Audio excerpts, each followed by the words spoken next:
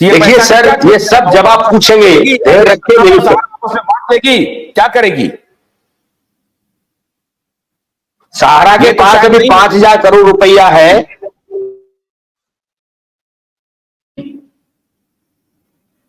सरकार के पास 5,000 करोड़ रुपया है ना।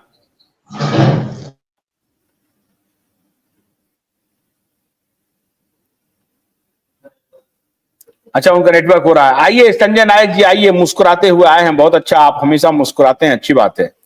संजय जी ये बताइए कि ये जो डिफिशियंसी आ रही है, आप लोग अभी तो सरकार के साथ मिलकर के काम कर रहे हैं, संजय जी मुस्कुरा रहे हैं, तो आपने ही 3 तसिया वाला खेला कर दिया है क्या कि लोगों का फॉर्म ही ठीक से भरे ही नहीं, जो भरा जाए उसका मिलान होगा, जो सहारा की तरफ से दिया गया है उसको कहा जा रहा है कि सहारा के कागज और आपके कागज में डिफरेंस है, इसलिए डिफिशियंसी में डाल दिया, रिजेक्ट कर दिया।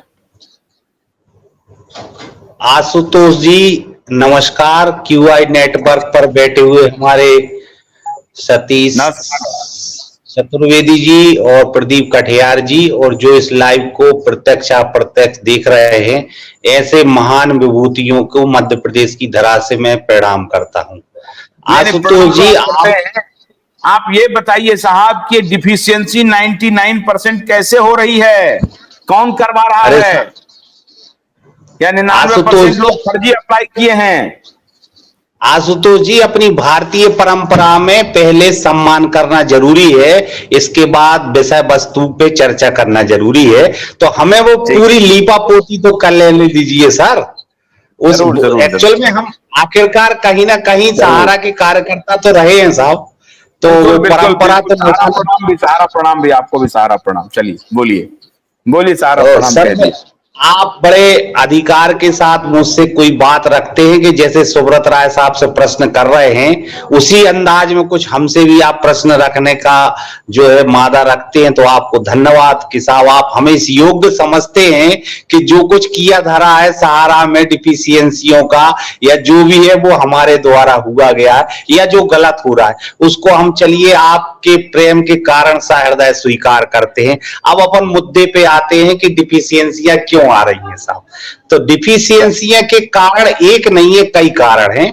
आशुतोष जी, सबसे मैं पहला कारण ये बताऊं कि देखिए, पहले सोसाइटियों में किस तरीके से आपको अपना फॉर्म फिलअप करना है, किस तरीके से उसको रिकॉर्ड में रखना है, ना तो कंपनी ने ये कभी अपने भविष्य में सोचा था कि हमें सीआरसी और सुप्रीम कोर्ट के द्वारा ये रिकॉर्ड मुहैया करा के पेमेंट कराना पड़ेगा, और ना कार्यकर्ता ने सोचा था। तो उदाहरण के तौर पे जैसे आशुतोष जी, हमने आपसे 1 लाख रुपए की एफडी भरी या 5 लाख रुपए की आपसे निवेश कराया, तो चूंकि कार्यकर्ता छोटे छोटे फॉर्म भरता था, चूंकि कंपनी से भी आदेश होता था कि एक राशि ना करें, एक अमाउंट की राशि ना करें 5 लाख की, उसको टुकड़ों में जमा कर दें।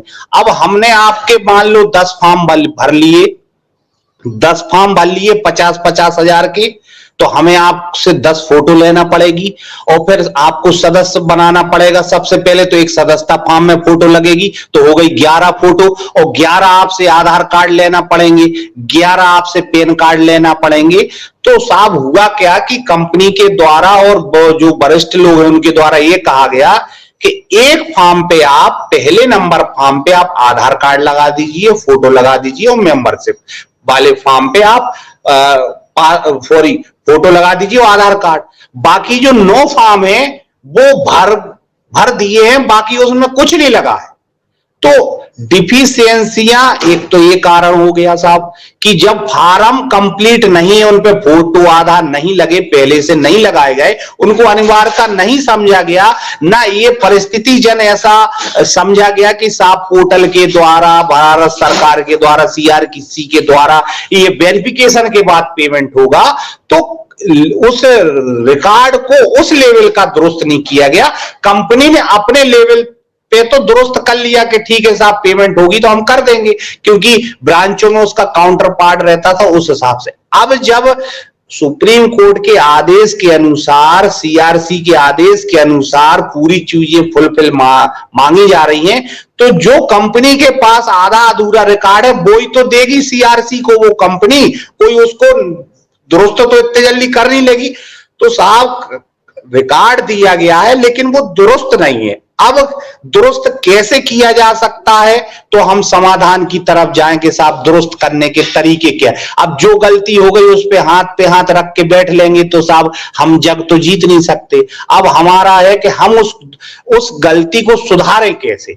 तो जो संबंधित फ्रेंचाइजियां हैं, जो संबंधित ब्रांचें वर्तमान में खुली हैं, जो रीजन खुले हैं, वैसे तो बहुत से बंद हो चुके हैं, लेकिन यथासंभव जो भी खुली हैं फ्रेंचाइजियां जहां से काम हो रहा है, वहां से जमाकर्ता कार्यकर्ता डिफिशियंसियां सुधरवा के, मतलब फार्म पे फोटो, नए फार्म पे आधार कार्ड सब लगा के, मेंबरशिप पे अगर कोई कमी है वो सुधरवा के और उस डिफिशियंसी को दूर करा के 20 से 25 दिन बाद वो दोबारा रीसबमिट करता है। तो उस ऐसे जमाकर्ता कार्यकर्ताओं में कुछ लोगों को पैसा आ रहा है। मैं ये नहीं कह रहा हूं 100%। देखिए, आप हाथ पे हाथ रख के एक दूसरे को कोसने से अच्छा है कि समस्या में समाधान ढूंढने का प्रयास करेंगे तो शायद ज्यादा सफलता मिलेगी। दूसरी चीज, जो सहारा रिफंड पोर्टल का जो केस चल रहा है दिल्ली हाई कोर्ट में, वहां भी गुहार लगाई जाए। मैं निवेदन कर रहा हूं ऐसे संगठन से या जो ऐसे स्वयंसेवी संगठन है कि साहब पोर्टल में भी सरलता और सहजता दी जाए, जिससे ज्यादा से ज्यादा लोगों को इसका फायदा मिल सके। तो मेरा आपने प्रश्न किया था कि डिफिशियंसियां क्यों आ रही हैं, तो डिफिशियंसियां कोई जानबूझ के नहीं डिफिशियंसी, ये उस समय की परिस्थिति थी कि साहब कंपनी को पेमेंट करना है, कंपनी के हिसाब से भुगतान हो जाएगा, तो कंपनी ने अपने हिसाब से रिकॉर्ड को जितना उसको आवश्यकता थी उतना फुलफिल कर लिया। लेकिन उसको ये नहीं पता था कि सुप्रीम कोर्ट की गाइडलाइन के अनुसार पोर्टल बनेगा, उसमें सुभाष रेड्डी की अध्यक्षता में पोर्टल पर आपको रीसबमिट करना पड़ेगा, ये गाइडलाइन होगी। ये परिस्थिति जन हुआ है, तो हम पूरा दोषारोपण कंपनी को नहीं दे सकते। अब ये मत कह देना आशुतोष जी कि आप कंपनी के भक्त हो, हम सही के भक्त हैं। जो सही है और जो परिस्थिति जन है वही बात करते हैं। ना हम नेता है ना अभिनेता है, हम एक छोटे से गरीब ब्राह्मण हैं और दाल रोटी चला के अपना जीवन यापन करते हैं साहब। ना हमें लोभ है, ना लालच है, ना हमें कनाई जी से कोई मोहब्बत है, ना दुश्मनी है, और ना हमें किसी संगठन वाले से, ना हमें कोई कुछ दे रहा है। लेकिन जो सत्यता है वो हमने करा दी। हो सकता है हमारी बात से बहुत से लोग इत्तेफाक ना रखते हो, तो हमें कोई दिक्कत नहीं है, ना रखें, लेकिन जो सही है हम वो सही बोलेंगे। और ये हमारा कथन है, वो हमने बोल दिया। कोई जानबूझ के कोई नहीं करता है कि साहब, लेकिन चूंकि परिस्थिति जन ये निर्मित हो गई, तो उसमें समस्या में हमें समाधान ढूंढने की आवश्यकता है।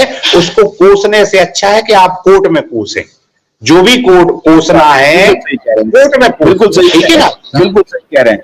नहीं, मैं आपकी बात से 100% इत्तेफाक रखता हूं कि कोई भी ऑर्गेनाइजेशन अगर काम शुरू करता है तो शायद ही वो कभी कल्पना कर रहा होता है कि एक दिन हमको ऐसी परिस्थिति से गुजरना पड़ेगा जब एक थर्ड पार्टी को हमें सब कुछ सुपुर्द करना पड़ेगा, उनके माध्यम से सब कुछ चलेगा। और फिर वो तो देखेंगे तो वो तो हर चीज में गड़बड़ियां ढूंढ सकते हैं, क्योंकि आपका अपना एक सिस्टम होता है, आपका एक अपना कॉन्फिडेंस होता है, आपकी अपनी प्रणाली है, उसके हिसाब से आप काम करते हैं, वो कानून सम्मत ही होती है। और ये आपका व्यक्तिगत रूप से कंपनी और क्लाइंट के बीच के रिश्ते का ये पूरा मामला होता है। तो मैं इस बात से पूरी तरह से सहमत हूं आपकी बात से कि ये गलतियां हुई होंगी, और इस बात से भी सहमत हूं कि गलतियों को सुधार कैसे किया जाए।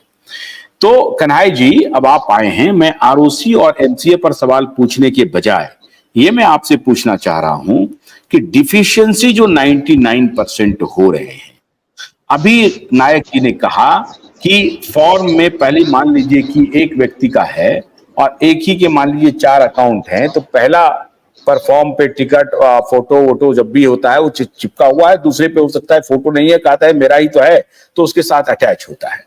लेकिन अभी जब एप्लीकेशन जा रहा है तो अलग अलग अकाउंट्स के उसमें लोड करने पड़ रहे हैं, तो वो डेटा मिसमैच कर रहा है, जिसकी वजह से बड़े पैमाने पर डिफिशियंसी आ रही है। अब अगर नियत हो कि भाई लोगों का पैसा लौटाना है तब तो ठीक है, अगर नियत है कि डिफिशियंसी करा करके गबन कर जाना है तब तो अलग बात है। तो आप ये बताइए कि ये डिफिशियंसी जो 99% हो रहा है उसमें सहारा प्रबंधन क्या डिफिशियंसी को दूर करने में अपनी भूमिका अदा कर रहा है या उस डिफिशियंसी को और एग्रीवेट करने के चक्कर में है सहारा प्रबंधन?